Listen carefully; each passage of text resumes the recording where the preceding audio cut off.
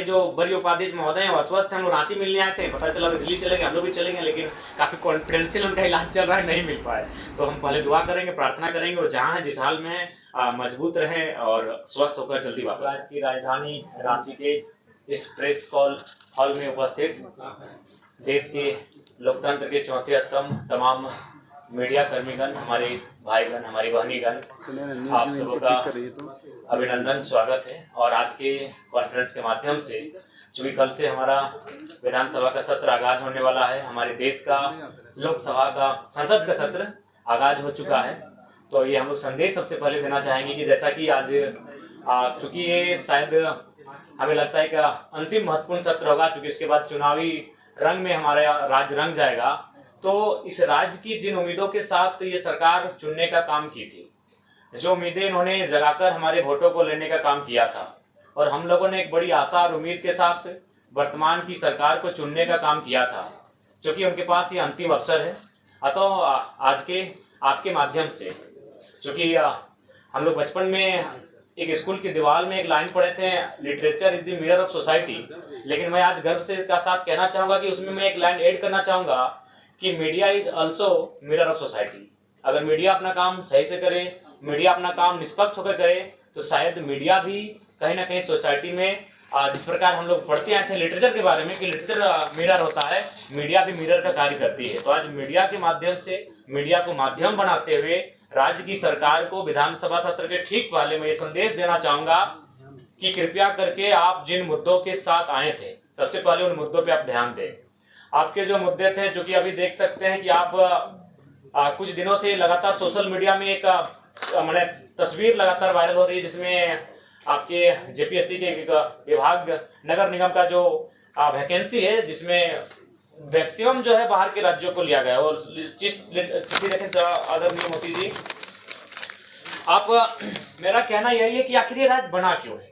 आज अगर हम विगत 2 वर्षों की बात करें तो सहिया लोग धरने पर बैठे हैं, पारा शिक्षक धरने पे बैठ के लाठियां खा रहे हैं, सहायक पुलिसकर्मी धरने पर बैठे हैं, रैयत माइंस के एरिया में कोलियरी में धरने पर बैठे हैं। तो इस राज्य के जो नीति नियम बने, आखिर वो किन के लिए बने हैं? जब ये नीति नियम हमें लाभ ही नहीं मिल रहे हैं, तो इसीलिए सबसे पहले नीति नियम की बात होनी चाहिए। और इस राज्य की जनता को भी आह्वान देना चाहेंगे कि आगामी विधानसभा के चुनाव में जो इनके नीति नियम की बात ना करे, ऐसे लोगों को चुनने की आवश्यकता ना करे। आज देखिए ये सोशल मीडिया में काफी वायरल हो रहा है, हालांकि जो 60-40 कहते हैं, हमें लगता है 60-40 को फॉलो किया गया है। और भारत का कॉन्स्टिट्यूशन भी कहता है कि आप ओपन रखना होगा कि कुछ लोग आप पूरे देश से आमंत्रित होंगे। लेकिन मेरा कहना है कि जो सरकार है उन्हें एक वैकल्पिक मार्ग तैयार करना होगा कि ओपन कैटेगरी में भी से मैक्सिमम झारखंड के लोग आए। आपको ये मापदंड तय करने होंगे और इस पर कहीं रोक नहीं है। उदाहरण के लिए कुछ वर्ष पहले हमारे कुछ साथी अरुणाचल प्रदेश में एक बैंक का फॉर्म भरे थे, लेकिन उस बैंक में ये शर्त थी कि आपको उसका डॉक्यूमेंट जमा करने के लिए ऑफलाइन जाना होगा अरुणाचल प्रदेश। ना आप अरुणाचल प्रदेश जा सकते हैं, ना उस बैंक की फॉर्म को भर सकते हैं। तो ठीक उसी प्रकार हमारी सरकार जो भी चुनकर आती है, उनको इस बात को एक तय करना होगा कि आप किस प्रकार से एक रास्ता तैयार करते हैं कि यहाँ के नौजवानों को बेहतर अवसर मिले। हम आज 2 चिट्ठी लेकर आए हैं, क्योंकि आज इस राज्य को जानना होगा इन 2 चिट्ठियों का अर्थ को। एक चिट्ठी है, इस चिट्ठी को भी हम पढ़ते हैं। ये चिट्ठी आपका नगर विकास एवं आवास विभाग, जो कि आपका जेपीएससी है, इसमें जिनको नौकरियां दी गई हैं उनका नाम है अन्वेषा अदिति, वसुधा शर्मा, पल्लवी तिवारी, और ये झारखंड की हैं, राहुल गांगुली। ये कोई हरियाणा के हैं, कोई राजस्थान के हैं, कोई गुजरात के हैं, कोई महाराष्ट्र के। और एक चिट्ठी हम लेके आए हैं, क्योंकि इस चिट्ठी को राज्य को देखना होगा। और एक चिट्ठी है, इस चिट्ठी में नाम है मूर्ति देवी बिशुनगढ़ मुंबई। इस चिट्ठी में अगला नाम है कपिल देव महतो, रोहित साव, गोविंद मरांडी, ललित महतो, जीवन लाल साव। ये पिछले 6 महीना के हमारे प्रवासी मजदूरों की डेड बॉडी जो झारखंड आई। एक चिट्ठी हमारी साथ में है। ये चिट्ठी जिनमें 28 लोगों का नाम है, जिनमें 18 लोग हमारी नौकरियों को लूट के लेके जा रहे हैं और सरकार तमाशा देख रही है, बेचने का काम कर रही है। और इसी चिट्ठी में 16 लोगों का नाम है। ये प्रवासी मजदूरों की मौत का लिस्ट है। ये इसलिए झारखंड राज्य नहीं बना था। ये पीड़ादायक, हमें आप बार बार बाहरी भीतरी की बात करते हैं, ऐसी पीड़ादायक तस्वीर किसी राज्य की नहीं है।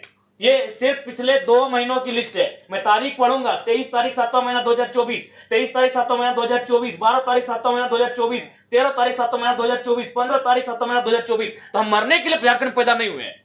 40% खनिज संपदा हम लोग हमारी जमीन से निकल कर जाता है, हम प्रवासी मजदूर बन के जाते हैं। हमारी लाश कहां से आती है? मुंबई से, मुंबई से, मुंबई से। कर्नाटक, गुजरात, मुंबई, केरल, हैदराबाद, पुणे, मुंबई, मुंबई, मलेशिया, गुजरात, तमिलनाडु, चेन्नई, हैदराबाद। ये चेन्नई और हैदराबाद की डेड बॉडी अभी घर नहीं पहुंची है।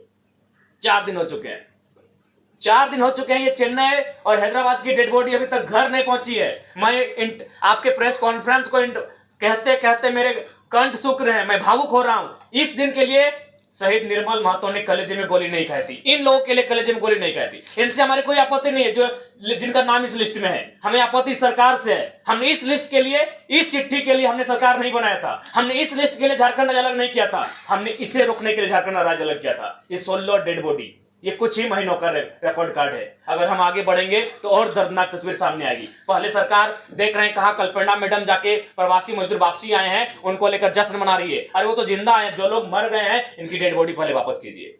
इनकी डेड बॉडी कैसे आएगी उस पर मंथन कीजिए, उस पर चिंतन कीजिए। नाम पढ़ दे रहे हैं, शिवा महतो, नवाडी, चेन्नई में उनका देहांत हुआ है 21 तारीख 7वां महीना 2024। भुवनेश्वर सिंह, नवाडी प्रखंड, सेम प्रखंड, हैदराबाद, 24 तारीख 7वां महीना 2024। ये 2 चिट्ठी हमारे पास है। अब ये 2 चिट्ठी देखकर राजवासी तय करेंगे कि कब तक आखिर हमारे भोले भाले राजवासी इनके झांसों में ठगे जाएंगे। एक चिट्ठी जिनमें 28 नौकरियों का जिक्र है, ठीक है, 60-40 अनुपालन हुआ है, ठीक है, ये बी ग्रेड की नौकरियां हैं। लेकिन आप जो अपेन टू ऑल है उसमें आपको कुछ रास्ते तैयार करने होंगे। जैसे गुजरात और उड़ीसा में हमारे कई साथी जब इंटरव्यू के लिए गए, उनको गुजराती और उड़िया भाषा में इंटरव्यू का पेपर दिया गया, उस भाषा में उनको इंटरव्यू का लेटर दिया गया। तो ये राज्य सरकार को सोचना होगा कि आप इस चिट्ठी को कैसे इस चिट्ठी को और इस चिट्ठी को कैसे आप सुधार करते हैं। ये नहीं होगा। इस चिट्ठी के लिए, इस पेपर के लिए हमने झारखंड राज्य अलग नहीं किया था। हमने इस पेपर को समाधान करने के लिए झारखंड राज्य अलग किया था कि 40% खनिज संपदा देने वाला राज्य आज 2 महीनों में 16 प्रवासी मजदूर, उनका मृतक शरीर इस वतन में, इस प्रांत में वापस आता है। यह दुर्भाग्य का विषय है। तो इसलिए आज के हमारे प्रेस कॉन्फ्रेंस का उद्देश्य स्पष्ट है कि जो विधानसभा का सत्र जाएगा, 81 के 81 विधायकों को यही संदेश होगा कि आप कैसे यहाँ के नियोजन में, चाहे वो प्राइवेट सेक्टर हो चाहे वो सरकारी सेक्टर हो, मैक्सिमम झारखंड के लोग कैसे होगा, सदन में आप बैठे हैं, इस बात को आपको तय करना होगा। दूसरी बात, मैं माननीय मुख्यमंत्री से आग्रह करूंगा, देखिए एक कहावत है कि अपना अपना करो सुधार तभी मिटेगा भ्रष्टाचार। यदि आप अपना सुधार नहीं करेंगे तो आप लाख लोगों को बरगला लें, जब समय आता है तब आप अपने आप को आदिवासी का बेटा करके बच जाते हैं। लेकिन इस लिस्ट में आदिवासियों का भी नाम है। इसलिए सबसे पहले मैं आपको एक छोटी सी घटना कहानी आप पढ़े होंगे। एक वेद की कहानी है जो जड़ी बूटियों से इलाज करता था। एक दिन एक महिला अपने बच्चे को लेकर उस वैद्य के पास गई और वैद्य से कहा कि मेरा बेटा का तबीयत खराब है, इसका इलाज कीजिए। तो वैद्य ने कहा 2 दिन के बाद आइए। जब 2 दिन के बाद महिला अपने बेटे को लेकर वैद्य के पास गई तो वैद्य ने कहा कि इसे कहिए गुड़ ना खाए। तो वो महिला बहुत नाराज हो गई कि ये 2 दिन पहले भी ये बात बता सकते थे। तो वैद्य ने कहा कि आपके जाने के बाद मैंने पहले गुड़ खाना बंद किया। तो ठीक मुख्यमंत्री को कहना चाहेंगे, आप आदिवासी अगर हितैषी हैं तो पहले नेमरा गोला के अलावे जहां जहां आपका जमीन है आदिवासियों को वापस कर दीजिए, तभी आपको आदिवासी हितैषी कहेंगे। आप धन बोकारो में रखेंगे एकड़ एकड़ जमीन, आप दुमका में रखेंगे, आप रांची में रखेंगे, बिल्कुल। अगर आप सच में आदिवासी हितैषी हैं तो पेपर के पन्नों में नहीं और आपके भाषणों में नहीं, आप आज से ये मुहिम शुरू कीजिए। क्योंकि अगर नेता बदलाव नहीं करेंगे, अगर नेता नहीं बदलेंगे तो ये राज्य नहीं बदलेगा। तो इसलिए उनसे हम पहले आह्वान करते हैं। और बाकी तो हम लोग विधानसभा के लिए तैयारी कर चुके हैं। विधानसभा में हमारी पुरजोर उपस्थिति होगी और उम्मीद करते हैं कि इस बार का विधानसभा का चुनाव उस उद्देश्य के साथ लड़ा जाएगा जिस उद्देश्य के साथ इस झारखंड राज्य को अलग किया गया था। और उसके लिए तमाम राज्य से हमें अच्छा समर्थन मिल रहा है, पूर्ण समर्थन प्राप्त हो रहा है। तमाम वर्ग के लोग जुड़ रहे हैं। अब एकेडमिक बौद्धिक लोग भी हमारे साथ जुड़ने लगे हैं और हम उम्मीद करेंगे कि इस राज्य की बेहतरी के लिए एक बेहतर कार्य करके जाए। और बाकी आपके इस सवाल के लिए हम आमंत्रित करते हैं। हेमंत सोरेन की जमीन को लेकर के आप निशाना साध रहे हैं, आपके पास क्या कोई आंकड़ा है जहां पे हेमंत सोरेन ने गलत तरीके से नेमरा के अलावे जमीन खरीदी? जी, ये एक सम्मानित प्रभात खबर में छपा था। हम लोग आखिर किसी सोर्स से ही बात कर रहे हैं। अगर हम गलत हैं तो फिर उस अखबार पे आपको फटकार लगानी होगी। ये बोकारो का मामला है। प्रभात खबर का प्रेस कॉन्फ्रेंस छोड़े हैं, आपके पास कोई? जी, हमारे पास तमाम सबूत है। उसके लिए आप हमारे साथ चलें, एस्टिंग ऑपरेशन के साथ आपके साथ हम लोग खड़े रहेंगे। नियोजन नीति को लेकर के एक बातचीत सदन में हेमंत सोरेन ने कही थी मुख्यमंत्री रहते हुए कि भले ही 1640 का ये चल रहा है लेकिन प्रयास रहेगा कि 80% जो लोग हैं वो झारखंडी लोगों तो कैसे करेंगे आप? नहीं, वही मैं आपसे वो जानना चाहता जी, उसके लिए हम लोग सुझाव देना चाहेंगे कि जिस प्रकार से BC1 BC2 का अपने कैटेगराइज किया है, सेंट्रल लिस्ट में OBC है और जब वो राज्य में आता है तो BC1 BC2 बन जाता है। तो एक सुझाव हमारा रहेगा कि आप जनरल 1 और जनरल 2 में परिभाषित करें। आप 60-40 के बाद जो 20 आएगा उसको जनरल 1 में रखें और बाकी जो अगला 20 आएगा उसको जनरल 2 में रखें। जनरल 1 में ये शर्त रखें कि इसमें जो भी भरेंगे वो झारखंड के ही भरेंगे और उनका आधार होगा कि खतियान के आधार पर आपकी जो आवासीय प्रमाण पत्र निर्गत होंगे, आपके जाति प्रमाण पत्र निर्गत होंगे, झारखंड से निर्गत होंगे। और उसके बाद जो आप जनरल 2 रखेंगे जिसमें बाकी 20 बचेगा उसमें आप पूरे हिंदुस्तान को आमंत्रित कीजिए। एक बात ये बताइए कि आप अब आंदोलनकारी तो है नहीं, नेता हैं, चुनाव लड़ने जा रहे हैं, जी। ये जो कुछ नाम जो सार्वजनिक कर रहे हैं जिनको नौकरी मिली है जो बाहर के हैं, सुरक्षा का मसला आता है क्योंकि स्थानीयता यहाँ का बहुत बड़ा मुद्दा है, गंभीर मुद्दा है, सेंसिटिव इशू है। जी, झारखंड के लोग बहुत सरल होते हैं। मैं उदाहरण दे रहा था, मैंने कहा कि उनसे हमारी कोई बैर नहीं है, हमें उस सिस्टम से आपत्ति है कि आप हमारी बॉडियां प्रदेशों से वापस आएंगी और हमारे हिस्से की नौकरियों को किसी और को बांटेंगे, इससे लेकर हमें आपत्ति है। जयराम जी, आपके केंद्रीय पदाधिकारी 5-5 लाख रुपए लेकर टिकट पार्टी का काम करें, क्या कहेंगे? देखिए, अगर आप प्रमाण देंगे तो अगले ही दिन उनको सस्पेंड कर देंगे। जी, मैंने आपसे सवाल किया है, आप जी बताइए। देखिए, इसके लिए हम लोग भी सुने हैं, ये चर्चाएं हम तक आई हैं और ऐसी चीजों से आप इनकार भी नहीं कर सकते हैं, इनमें सत्यता है। हम लोग भी इस पर लगातार इंटरनली जांच कर रहे हैं। अगर ऐसे लोग सामने आएंगे और अगर प्रमाण हो जाएगा तो उनको हम लोग अपने संगठन से बाहर करेंगे। आपको विदेशों से भी फंड आ रहे हैं, उसके बारे में कुछ बताइए। जी, हम आप जब बोलेगा हम सार्वजनिक कर देंगे। अगर अभी समय दीजिएगा तो मेरा फोन पे सामने विदेश से आए हैं, 1 रुपए से लेकर 10,000 20,000 तक आए हैं। वो प्रवासी मजदूर जो दुबई, कुवैत, मलेशिया में रहते हैं। आप चाहे तो मेरा फोन ले लें, हम आपको पासवर्ड भी दे देते हैं। मेरा आखिरी सवाल है, कितनी सीटों पे आप चुनाव लड़ेंगे इस विधानसभा में? देखिए, हम लोग मैक्सिमम सीटों पे चुनाव लड़ेंगे। पिछले बार हम लोग कहे थे 55, लेकिन जब हम लोग पलामू प्रमंडल का दौरा किए तो वहां भी 2-3 सीटें ऐसे दिखी जहां हम लोग को आसार दिखे, तो लिहाजा हम लोग की जैसे जैसे समय बीतेगा हमारी सीटों की संख्या बढ़ेगी। क्या बीजेपी ने 7 से 8 सीटें आपको ऑफर की हैं? देखिए, 2 विधायकों को मंत्री बनाने का ऑफर? देखिए, सबसे पहली बात, हमने तो ये नहीं कहा था बीजेपी, हमने तो अपने भाषण में स्पष्ट कहा था कि हाँ ये सत्य है। ये तो हमने कई बार कहा है कि हाँ ऑफर था, लोकसभा में भी था। संगठन महामंत्री जो है वो सिर्फ जो है वो भाजपा में। अच्छा ठीक है, हम इस बार महासचिव, संगठन महामंत्री ऑब्लिक महासचिव, संगठन महामंत्री का जिक्र किया। देखिए, हम लोग भी मनुष्य हैं, आप भी मनुष्य हैं, कुछ शब्दों में त्रुटियां हो जाती हैं। जैसे अभी बातों ही बातों में हमारे आदरणीय बड़े भाई ने सजेस्ट किया कि हमें उनका अगली बार से हम कोशिश करेंगे राज्य के बारे में बताइए, उनके नाम को हम गोपनीय रखेंगे। हम लोग चलते चलते सीख लेते हैं, तो लिहाजा महामंत्री ऑब्लिक महासचिव। अच्छा, सीधा जवाब आप दीजिए कि बीजेपी के किसी नेता से आप संपर्क में हैं? नहीं, संपर्क में नहीं है, हम संपर्क में नहीं है, वे लोग हमसे संपर्क में थे और फिलहाल कुछ दिनों से कटे हैं। तो वाया किसी के संपर्क में थे या डायरेक्ट आपसे बातचीत? नहीं, वाया संपर्क में थे, डायरेक्ट पॉसिबल नहीं है। नहीं,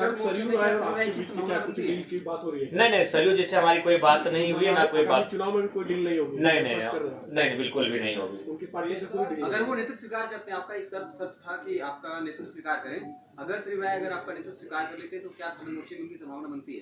देखिए, वो काफी आयु में हमसे वृद्ध है, तो हम चाहेंगे कि वो जहाँ है बेहतर हैं और हम लोग लगता है कि शायद उस तरह से हमारे जो युवा हैं, पता नहीं उनके साथ बैठेंगे, तो उस पर कभी बातचीत हुई नहीं और हम लोग उस पर बातचीत भी नहीं किए हैं। हम लोग अपने स्तर से अपने आप को बेहतर कैसे करें इस पर काम कर रहे हैं।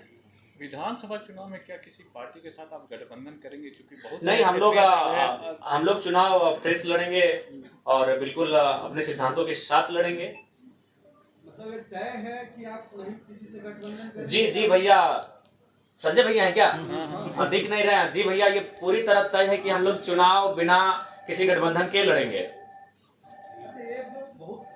बड़ा फैसला आज आया है सुप्रीम कोर्ट का, जी 25 साल से लंबित मामला था, जिसमें यह फैसला दिया गया है राज्यों के हित में और बोला गया है कि खनिज युक्त जमीन पर जो है राज्य अब टैक्स लगा सकता है। पहले जो रॉयल्टी की व्यवस्था थी उसके अलावा टैक्स का जो है आज सुप्रीम कोर्ट ने फैसला सुनाया है। इसको किस तरीके से देखिए, अगर राज्यों की खनिज पर अगर राज्य को भागीदारी मिल रही है या फिर राज्य को नियंत्रण देने की बात कही जा रही है तो ये स्वागत योग्य है। क्योंकि देखिए, दिल्ली में बैठे लोग नहीं समझ पाते हैं राज्य की समस्या को, और ये मनमानी होती है दिल्ली में बैठे, लेकिन अगर ये सुप्रीम कोर्ट का फैसला आया है तो इसका स्वागत है। हम चाहेंगे इस फैसले बिल्कुल और बेहतर से बेहतर ऐतिहासिक फैसले आए। हम तो चाहेंगे कि धीरे धीरे अगर आप इस देश की इकोनॉमी को एक आम व्यक्ति तक लेकर जाना चाहते हैं तो बाकायदा खनिजों पे उनकी मालिकियत का ही अधिकार दे दे। इधर आप कल दिल्ली भी गए थे। जी हमारे जो वरीय उपाध्यक्ष महोदय हैं वो अस्वस्थ हैं, हम लोग रांची मिलने आए थे, पता चला दिल्ली चलेंगे, हम लोग भी चलेंगे, लेकिन काफी कॉन्फिडेंशियल उनका इलाज चल रहा है, नहीं मिल पाए। तो हम पहले दुआ करेंगे, प्रार्थना करेंगे और जहाँ है जिस हाल में मजबूत रहें और स्वस्थ होकर जल्दी वापस आए। तो क्या उनको अभी विधानसभा चुनाव में दिल्ली से उतारेंगे? देखिए ये तो हमारे संगठन का फीडबैक तय करेगा, ये जनता का भी फीडबैक जो सर्वे टीम करने जाएगी वो तय करेगी, स्क्रीनिंग कमेटी के पास जो रिपोर्ट पहुंचेगी वो तय करेगी, संसदीय बोर्ड तक जो आएगी वहां तय होगी। इस बार थोपे हुए लीडर नहीं दिए जाएंगे और ना ही केंद्र अध्यक्ष जिनसे उनकी मित्रता है, गहरी मित्रता है, और कोई उनके फेवरेट हैं उनको हम मैदान में उतार देंगे, ऐसा भी भूल हम लोग नहीं करेंगे। अभी तक तय नहीं है कि नहीं, अभी कहीं किसी का तय नहीं हुआ है, मेरा खुद का तय नहीं हुआ है कि हम लोग कहाँ से चुनाव लड़ेंगे। किसी और से भी बातचीत चल रही है क्या? जी बातचीत तो हो रही है और बहुत सारे प्रत्याशी, एक विधानसभा में काफी प्रत्याशी है जो अपनी दावेदारी को प्रस्तुत भी कर रहे हैं। लेकिन लोकसभा चुनाव में देवेंद्र नाथ महतो का परफॉर्मेंस किस तरह से देखते हैं आप? जी बढ़िया रहा है, हमारे सभी प्रत्याशियों का परफॉर्मेंस बढ़िया रहा है, रांची रहे, हजारीबाग रहे, धनबाद रहे। तब तो उनकी दावेदारी बनती है। देखिए दावेदारी संगठन के वोट है, वोट प्रत्याशी के लिए संगठन के वोट हैं तो संगठन तय करेगी। क्योंकि हम लोग जब ये चुनाव हम लोग नहीं लड़े तो उस समय ही हम लोग कहते कि संभावना बनेगी कि लोकसभा में जिनको अवसर मिलेगा, विधानसभा में थोड़ा सा, लेकिन कुछ चेहरे हैं जिनको रिपीट भी किया जाएगा, तो वो संगठन तय करेगी, वहाँ का जो फीडबैक सामने निकल कर रहेगा वो सारी चीज तय करेंगी। 28 तारीख को आप लोग बैठक कर रहे हैं अधिवेशन, उसमें क्या कुछ अहम मुद्दा? जी बहुत जो काफी